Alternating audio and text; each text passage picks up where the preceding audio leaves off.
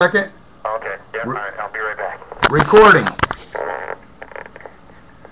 Mr. Piccolo is about to grab his notes, and we are going to start a live recording. This is Mr. Christian Edward. Please go ahead, sir. What's going on? Okay, so we're live right now at June 25th, I believe, and I'm going to be at the following location for the next couple of weeks, and you can reach me at 920-233-6038 or 3731, same area code. And let's see. So anyway, this is my letter to Sheriff Brooks, and I wanted to transcribe it onto YouTube, and so that you guys can all hear it. This guy's going to be reading the Declaration of Independence at the courthouse steps, the Winnebago County Courthouse steps on Independence Day, and I thought that was pretty profound for somebody to be doing that. They might actually be a constitutionalist. So, here we go. Hello, my name is Christian Edward. I am an aspiring peer. I have been running for sheriff of Rock County since May of 2009. The reason I decided to run was ultimately because Robert Spoden, the current sheriff, is in complete dishonor of his oath to the Constitution. This all started last year when I was busted for a couple of joints, 7 grams, and pleaded not guilty since I was only facing a $500 fine and wanted to strike down a communist statute. The reason I say communist is because not only are pot statutes in violation of our constitutional rights, they allow persecution of someone for something that is not harming anyone else. In a free country, this should not be allowed. When I asked for a jury a month later, the prosecutor, Scott Dirks, withdrew the charges. I thought I had won, but the nightmare was just beginning. I want you to know that I'm fighting for the liberty of our children. My life has been hell, and I see our freedom being sold to the highest bidder in the for-profit prison system. I'm a patriot following in the footsteps of the brave Patrick Henry, who said, "Give me liberty or give me death." Unfortunately, thanks to a DHS report memo quoting our founding fathers, can now get you labeled a domestic terrorist, even though there is plenty of proof I am far from violent. I must ask you though, Sheriff Brooks, when are people justified in resorting to violence? Are they ever? If so, could you tell me when? It would seem that we have come tragically full circle from the document you will be reading on the steps of the Winnebago County Courthouse on Independence Day. I am sad to report our country is headed for tyranny and despotism if we, the people, do nothing to stop it. I have done the best I could to restore our rights for our children. It is now up to you to decide if I should be put back in play. All I have done is assert my constitutional rights verbatim. For that, I am told I may face up to 22 years in prison. I swear to you, all I have done is assert my rights. One of those most important rights is the right to exist. I have been investigating widespread corruption in the Beloit Police Department, Rock County Circuit Court, and the Rock County Sheriff's Department for the last year. Since the results would need to be further investigated by the people I am investigating, I was left with no other choice than to take my case to the people as candidate for sheriff. Obviously, if elected sheriff, many corrupt individuals would be going away in handcuffs should they not cease and desist committing their everyday crimes against the free people. I was taking a huge risk in making my recordings, notarizing my claims, and unapologetically asserting my God-given rights, which are guaranteed by the Constitution for the United States, circa 1787. I thought the risk was justified since winning a sheriff's seat in this, perhaps one of the top 2 or 3 most tyrannical states in the Union, would be an enormous blow to the power structure ruled by greed and prove to the rest of the nation that we could peacefully restore our rights anywhere if we could do it here. The video at youtube.com/user/anti-brainwash is the culmination of almost a full hour of harassment where the cops refused to state my name or state their business even though they had 3 opportunities to do so. They used shock and awe tactics, they yelled and screamed and then smashed out my window with no warning or mediation, and I was forced into a fight-or-flight reaction to protect myself from harm.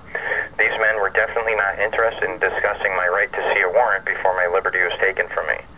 I am sure that had I not hit the gas, I would have been dragged over the broken glass of my window and slammed on the pavement.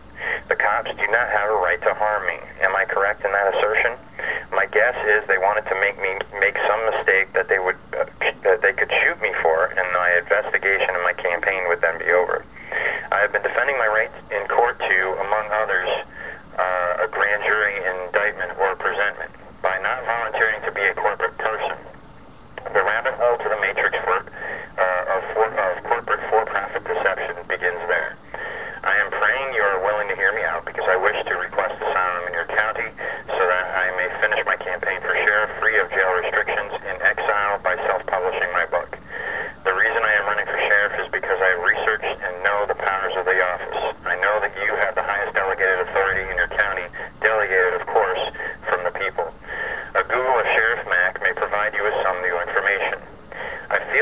God has brought me here, has helped me pen this letter, and placed the article before me in the Oshkosh Northwestern by Dan Ryland, 623, that reports you will be reading the Declaration of Independence at a time when I may still be here. I was sent here by the dishonorable Judge James Daly, a man I have accused of treason, for a competency evaluation in the hopes he would be able to remove my right to defend myself and therefore prosecute him. If you are not able to recognize my competence from this letter, a phone call to PhD psychologist Eric Dreesen, the numbers, I'm not going to list that on YouTube, will confirm that diagnosis for you. Daly's bet was that I would not be able to explain the court's deception, which begins with the Black's Law definition of the word person, and that these people would think that I'm crazy. It would appear that I have cleared this hurdle. There is one horrifying catch, however. The man I have accused of treason has the last say, Judge James Daly, and is completely above the law in his county. Sheriff Bowden has been mute. His deputies will not even look at my evidence. Much of my evidence has been seized by the people I am investigating. I need a hero, sir. Please rescue me so that I may regroup, gather what evidence I can, and take my case to the people. I am officially requesting asylum in your county. I can secure a small apartment here and continue my campaign. I am hoping to secure my laptop, video camera, and truck from impound in Randolph County, Illinois, where they remain to this day, before they are sold at auction. The video camera contains the evidence before the 5 minutes of video I have referenced on YouTube. There is no duplicate, and it is the linchpin of my case. I can be reached at 920-233-6038 or 920-233-3731 between 8 a.m. and 9:30 p.m. for a limited time. I hope to hear from you. Christian Edward, son of Vincent, family of Piccolo, and proud patriot of the Republic. And that's it. 7 minutes, 30 seconds. Okay. Any questions? No, sir. You go right ahead. Okay. Yeah, I would like the patriots out there to confront Tim Turner about my video, and also to, if you can, at some point, Jim, get that, the information that I was talking about, get the email from Nasara News, the Nasara News guy, John McAfee. I sent the email to him where Tim Turner was threatening me that he was going to get the authorities to take care of me, and that was 3 hours before that time when the cops pulled me over and smashed out my window. So. And that's John McAfee, 407-637-5660. Right. If he has the email in his possession. This is not a domestic case. That's what they want you to think. There's all kinds of other charges that are trumped up because of this. And all I'm doing is reserving my right to be able to run away from people that want to hurt me. And those men wanted to hurt me. They had 25 seconds. Okay. So, that's basically the bottom line, is that there is no warrant, and because there was no warrant, because of the DHS memo, which makes patriots terrorists, I had no knowledge of what they wanted to do to me, and with that email thrown in there, where Tim Turner, who's got the power he has, wanted to get me taken care of. Excuse me, Christian. There you go. Are you saying that they had no warrant for your arrest when they broke your window? They had absolutely no warrant, and it's shown by the video that there was no warrant. Recording ending.